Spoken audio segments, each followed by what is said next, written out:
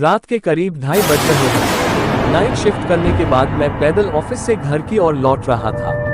वाहन न होने के कारण बीते 1-1.5 साल से महानगर की सूनी बियाबान और लंबी सड़कें हमसाया बनकर मेरे साथ चलती रही हैं। बाप रे, इतनी लंबी लंबी और भूतिया सड़कें खत्म होने का नाम ही नहीं लेती। बस चलती रहती है, रुकने का नाम ही नहीं लेती। कहीं ऐसा घनघोर अंधेरा कि पैर कहाँ पड़ रहे हैं पता ही न चले, तो कहीं खंभों की लाइट से फूटते सफेद झिलमिलाते प्रकाश में नहाती सड़कों की खूबसूरती देखते ही बनती है। रोजाना का रूटीन होने के कारण अब इन सूनी और अंधेरी सड़कों से डर नहीं लगता। इन्हीं सूने और बियाबान रास्तों पर दिन भर इतना हैवी ट्रैफिक और चहल पहल रहती है कि एक कदम पैदल चलना भी दूभर हो जाए। मई की बेरहम गर्मी, बातों से चुहता पसीना और ऐसे में अचानक हल्की हल्की ठंडी चलने लगे।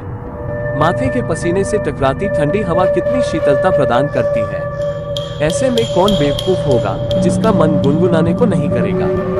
गुनगुनाते हुआ मैं आगे बढ़ ही रहा था कि अचानक आंखें एक जगह पर जाकर ठिठक गईं। सड़क किनारे एक सभ्य सी अधेड़ महिला खड़ी दिखाई दी। करीब 100-125 फीट की दूरी रही होगी।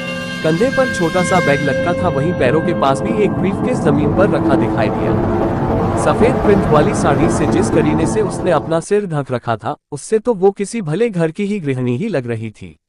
लेकिन इतनी रात गई, वो भी शहर के भीतर से गुजरने वाले हाईवे पर, कुछ अजीब सा लगा।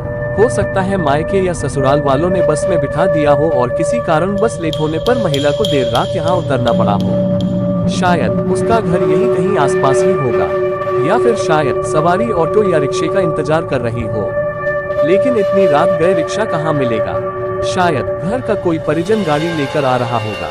शायद सोचते हुए मैं उसके बहुत करीब आ गया।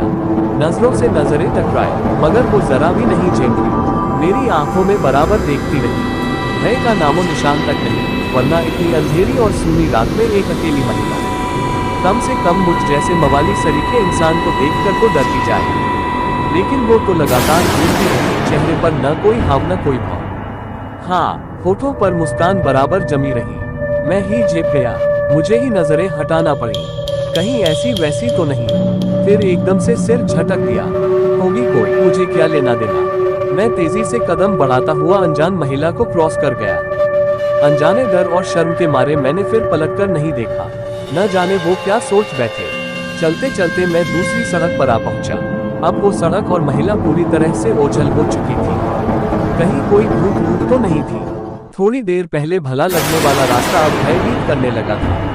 मैं जल्द अपने घर पहुंच जाना चाहता था। इसी तारतम्य में चाल में गजब की तेजी आ गई और बड़े बड़े डग भरने लगा। करीब 1.25 किमी ही चला था कि अचानक मुंह से चीख से निकल गई। वो महिला करीब 100 गज दूर उसके सामने सड़क किनारे ठीक उसी ढंग से खड़ी दिखाई दी। कंधे पर बैग और जमीन पर ब्रीफकेस। ये कब यहाँ आ गई? एक ही रास्ता तो है। न कोई गाड़ी निकली और न ही वह पैदल दौड़ती हुई मुझसे आगे निकल गई। मेरा पूरा शरीर मारे डर के पसीने से तरबतर हो गया। लगा कि आज की रात आखिरी रात है। वो भूतिया औरत कुछ देर में मुझे चबा कर खा जाएगी। मैं बेतहाशा भागा, इतनी तेज कि पता ही नहीं चला कि वो औरत कब पीछे रह गई। भागता रहा और सीधे घर पर जाकर ही रुका। सांसें धौंकनी सी चल रही थी। घर के बाहर ही कुछ पल खड़ा रहकर अपनी सांसों पर कंट्रोल किया। अगले दिन शाम करीब 5 बजे ऑफिस पहुंचा। एक बुजुर्ग कर्मचारी को रात का सारा घटनाक्रम सुना डाला। हंसते हुए बोले, नूर चचा, अरे कहीं बूचेखाने के पास की बात नहीं कर रहा? बूचेखाना? मैं बुदबुदाया। स्लाटर हाउस, जहाँ जानवर थकते हैं। बेटा, वो सड़क बहुत खतरनाक है। बहुत हादसे होते हैं वहाँ। तेज रफ्तार बड़ी गाड़ियों ने बहुत सारे लोगों को कुचला है। सुना है कि कई साल बस का इंतजार कर रही एक औरत को भी एक ट्रक ने रौंद डाला था।